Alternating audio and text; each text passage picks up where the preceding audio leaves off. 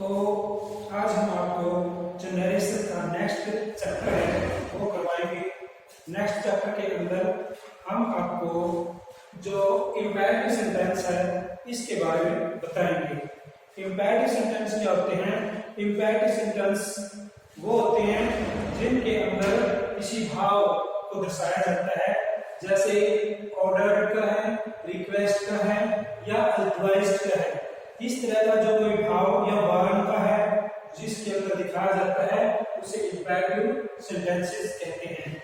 और imperative sentence में क्या होता है, ये वर्ब की फर्स्ट फॉर्म के साथ शुरू होते हैं।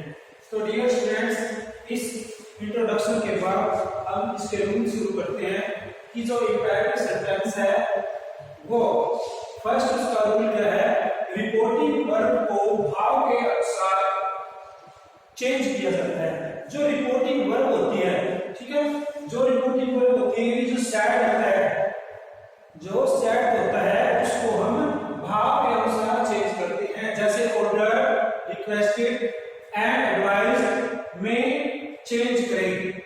सेड को भाव के अनुसार हम ऑर्डर, रिक्वेस्टेड और एडवाइज्ड में चेंज करते हैं। इंपेरेटिव सेंटेंस में जब हम डायरेक्ट को इनडायरेक्ट में बदलते हैं। सेकंड है इन्वर्टेड कोमास को हटाकर टू लगाएंगे। इन्वर्टेड कोमास हटा दिए जाते हैं और वहां पे टू लगाया जाता है। थर्ड है डू नॉट को नॉट टू में चेंज करें। या अगर डू नॉट, ठीक है, अगर वहां पे कोमा के बाद डू नॉट दे रखा है तो हम उसको किसमें चेंज कर देंगे? तो हम उसको किसमें चेंज करेंगे? नॉट टू में चेंज कर देंगे, में चेंज करें। जैसे इसका फर्स्ट एग्जांपल है he said to me, comma comma please help me. तो ये सेंटेंस क्या है? रिक्वेस्टेड का है, प्लीज आया है, ठीक है। तो अगर प्लीज आएगा तो हम उसको किसमें चेंज करेंगे? रिक्वेस्ट में चेंज करेंगे, रिक्वेस्टेड, ठीक है। तो उस वर्ड को हम रिक्वेस्टेड में चेंज करेंगे। जैसे he said to me, तो इसको हमने चेंज किया he requested, ठीक है, he requested me। तो हमने said को चेंज कर दिया requested में, he requested me। हमने यहाँ पे इन्वर्टेड कोमास को यहाँ से हटाया, ये इन्वर्टेड कोमास है, यहाँ पे हमने क्या लगाया? To. he requested me to। आगे हमने प्लीज क्या था? प्लीज को हमने रिक्वेस्ट में चेंज कर दिया तो इसको यहाँ पे हटा दिया। और आगे क्या यूज किया हमने? Help. he requested me to help और me। कल हमने बताया था मी कौन सा पर्सन है? फर्स्ट पर्सन है। फर्स्ट पर्सन ऑब्जेक्ट है तो हम इसको चेंज करेंगे थर्ड पर्सन में। थर्ड पर्सन में मी का क्या बनेगा? हिम। थर्ड पर्सन में हम मी को किसमें चेंज करेंगे? हिम में। तो इस प्रकार से जो फर्स्ट सेंटेंस हमने कंप्लीट किया। नेक्स्ट है he said to me shut the window। तो he said to me shut the window, तो हम इसको किसमें चेंज करेंगे? इसको हम asked में चेंज करेंगे। he asked me। देखो इसमें उसने कहा, क्या कहा? कि खिड़की को बंद करो। तो he asked me, inverted coma करके हमने क्या लगाया? टू लगाया नहीं, टू shut the window। तो इस प्रकार से हमने ये जो सेकंड सेंटेंस है इसके अंदर भाव के अनुसार सेड टू को हमने आस्क में चेंज किया। नेक्स्ट हमारे पास सेंटेंस है जो the head master said to the student work hard. तो इस सेंटेंस में क्या है? इसमें एडवाइस दी गई है।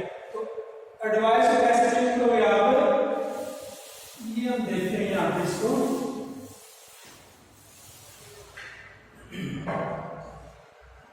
द हेड मास्टर, तो यहाँ पे देखो इसका आंसर है दी हेड मास्टर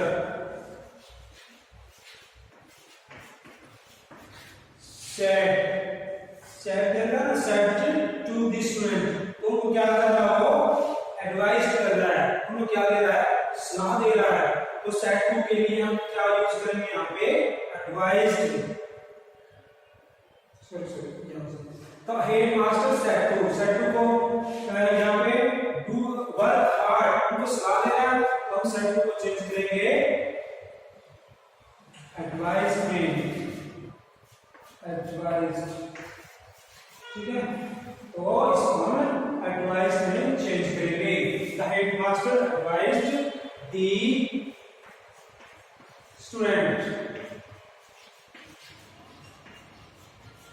स्टूडेंट, यहां पे क्या कराएंगे, to work hard, to work hard, to work hard. तो यहाँ पे क्या है, सलाह दी गई है, हेडमास्टर ने कहा कि कठोर मेहनत करो।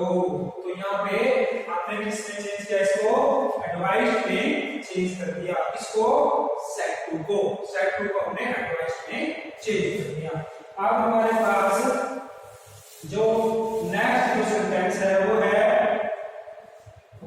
The teacher said to the students to not make a noise.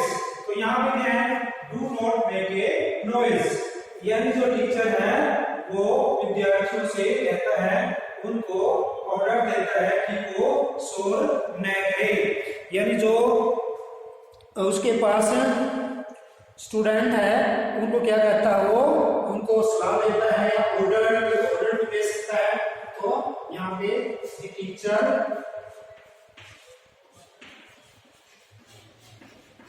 The teacher ordered